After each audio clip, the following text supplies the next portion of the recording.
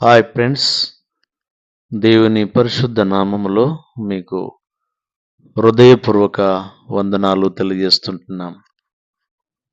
దేవుని పరిశుద్ధ గ్రంథంలో నుండి 143వ కీర్తన 10వ వచనంలో దావీదు మహారాజు పలుకుతున్న మాట, దేవుని యొక్క చిత్తం పైన ఆధారపడుతూ దేవుని చిత్తమునకు అప్పగించుకుంటున్నటువంటి దావీదును మనం చూస్తున్నాం. దేవా, నీ చిత్తానుసారంగా ప్రవర్తించుటకు నాకు నేర్పుమని దైవ చిత్తానికి దావీదు అప్పగించుకుంటున్నట్లుగా మనం చూస్తుంటున్నాం.